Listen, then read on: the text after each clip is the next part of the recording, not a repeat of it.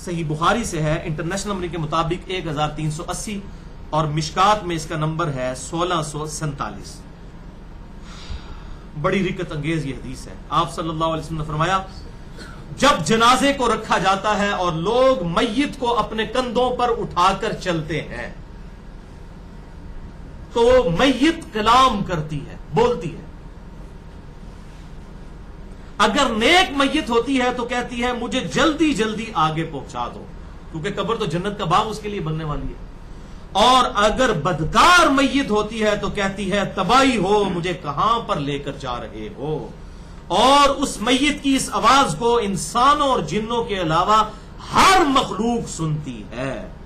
اگر انسان سن لے تو بے ہوش ہو جائیں۔ یہ آپ سے سن کے الفاظ ہیں، یہ اللہ نے پردہ ڈالا ہوا ہے۔ صحیح بخاری 1380۔ یہ میں کوئی وہ سٹوری بک نہیں پڑھ رہا، احادیث کی کتاب ہے۔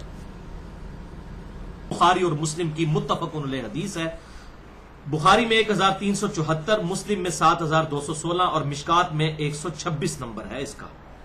لیکن جو بخاری کا ترک ہے میں وہ بیان کرنے لگا ہوں 1374 بخاری، اور اسی کے تحت میرا وہ لیکچر بھی ہے، مسئلہ نمبر 78، صراط مستقیم اور قبر کے 4 سوال، 3 نہیں 4 سوال۔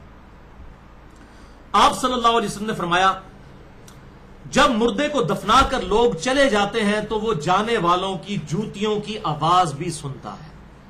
یعنی اللہ تعالیٰ اس کے ساتھ ایسا معاملہ کرتا ہے کہ وہ جانے والے کی جوتیوں کی آواز بھی سنتا ہے۔ ویسے اگر آپ کیمرہ لگائیں آپ کو نہیں نظر آئے گا، آپ کو ویسے ہی وہ نظر آئے گا جیسے اس کو لٹایا گیا، کیونکہ یہ پردے والی زندگی ہے، برزخ کی، جو میں نے پچھلی دفعہ ڈسکس کیا تھا۔ جوتیوں کی آواز کیوں سنتا ہے؟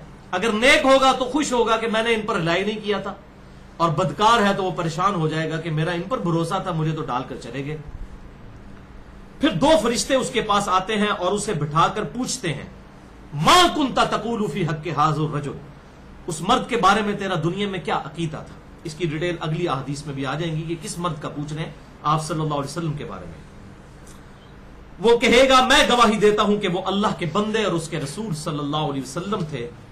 پھر اسے جہنم اور جنت دکھائے جاتے ہیں، اور اگر وہ مومن ہوتا ہے اور سوالوں کے جب جواب دے لیتا ہے تو اسے بتایا جاتا ہے یہ جنت تیرا ٹھکانہ ہے۔ دوزخ بھی ساتھ دکھائی جاتی ہے کہ اگر بچوں جی جواب نہ آتا تو یہاں تو نے جانا تھا، اب یہ جنت تیرا ٹھکانہ ہے۔ اور جب منافق کو قبر میں رکھا جاتا ہے تو وہ سوالوں کے جواب میں کہتا ہے لا ادری لا ادری، مجھے کوئی معلوم نہیں، مجھے کچھ معلوم نہیں، میں وہی کہتا تھا جو لوگ کہا کرتے تھے۔ یعنی سن سنا کے سننی، لوگ کہتے تھے این جی ہوتا ہے، میں بھی کہتا تھا این جی ہوتا ہے، اسی تو شروع تو این جا، پڑھ پڑھا کے سننی نہیں، سن سنا کے سننی۔ پھر فرشتے اس سے 4تھا سوال کرتے ہیں وہاں پر اور کہتے ہیں لا دریتا ولا تلیتا، تو نے خود کوشش کر کے حق حاصل کرنے کی کوشش کیوں نہیں کی، یا جو حق حاصل کیا ہوا تھا اس کے ساتھ چلنے کی کوشش کیوں نہیں کی؟ حق حاصل کیا ہوا تھا اس کے ساتھ چلنے سے مراد یہ ہے کہ اس سے دیکھا کہ بھئی یہ کتاب و سنت کے راستے پر جو لوگ چل رہے ہیں اس راستے کو اڈاپٹ کرنے کی کوشش کیوں نہیں کی تم نے؟ اللہ۔ تو جب وہ سوالوں کے جواب نہیں دے پاتا تو فرشتے اس کے سر پر ایک ہتھوڑا مارتے ہیں اور وہ چیختا ہے اور چلاتا ہے۔ اس کی آواز کو جنوں اور انسانوں کے علاوہ ہر مخلوق سنتی ہے۔ جن اور انسان اس لیے نہیں سنتے کہ وہ مکلف ہیں شریعت کے، اللہ تعالیٰ نے ان پر پردہ رکھا ہوا ہے، ادروائز تو اگر پردہ اٹھ جائے پھر تو انہوں نے مان ہی لینا ہے۔ تو جنوں اور انسانوں کے علاوہ ہر مخلوق اس کی چیخ و پکار کی آواز کو سنتی ہے۔ اگر جن اور انسان سن لیتے، جن اور انسان، تو میں کہتا ہوں کہ دنیا میں ہی فیصلہ ہو جاتا۔ ہو سکتا ہے کسی بڑے بزرگ کو آپ دفنا کر آتے، دھڑال کی آواز پیچھے سے آتی نہ، اوہ اسی تو بڑا بڑا سمجھتے تھا انہوں، کسی جماعت کے امیر کو، کسی عالم کو، کسی پگڑی والے کو، کسی داڑھی والے کو، اور اس کو بیچارہ سادہ سا مسلمان، اس کو آپ دفنا کے آتے کہتے ہوں تک تو آواز کوئی نہیں آئی، تو وہ تو یار بڑا چنگا بندہ سی۔ تو یہ اللہ تعالیٰ نے دنیا میں پردہ رکھ دیا۔ ادروائز اگر جنوں انسان سن لیتے نا تو پتہ چل جاتا ہے، یہ جو ہم اپنے زندگی میں روتے ہیں کہ لوگوں کی داڑھیوں اور پگڑیوں سے آپ دھوکہ نہ کھائیں، یہ آپ کے ساتھ ظلم کر رہے ہیں، تو یہ بات پتہ چل جاتی جب ان کے ساتھ یہ معاملات ہوتے ہیں۔ اچھا، یہاں پر یہ بات آئی کہ مردے کو اللہ تعالیٰ سنوا دیتا ہے جانے والوں کی جوتوں کی آواز، تو جہاں جہاں احادیث میں مردے کا سننا ثابت ہے، اہل سنت کا اتفاقی عقیدہ ہے کہ وہ سننا جائز ہے، بالکل ثابت ہے۔ اس کے بارے میں عقیدہ رکھنا، سماع موتا کا ایسا عقیدہ رکھنا جو کتاب و سنت سے ثابت ہے، وہ جائز ہے۔ اور اس کا ذکر بھی سورہ فاطر کی آیت نمبر 22 میں موجود ہے، ان اللہ یسمع من یشاء، اللہ تعالیٰ بے شک جسے چاہتا ہے سنوا دیتا ہے، وما انت بمسمع من فی القبور، اور اے محبوب صلی اللہ علیہ وسلم جو قبروں میں پڑے ہوئے ہیں تم انہیں نہیں سنا سکتے۔ یہاں ویسے مثال کے طور پر اللہ تعالیٰ نے بیان کیا ہے کہ جن کے دل مردہ ہو چکے ہیں تم ان کو نہیں سنا سکتے، لیکن مثال جب دی جاتی ہے تو جس چیز سے مثال دی جاتی ہے اس کی اصل بھی وہی ہوتی ہے۔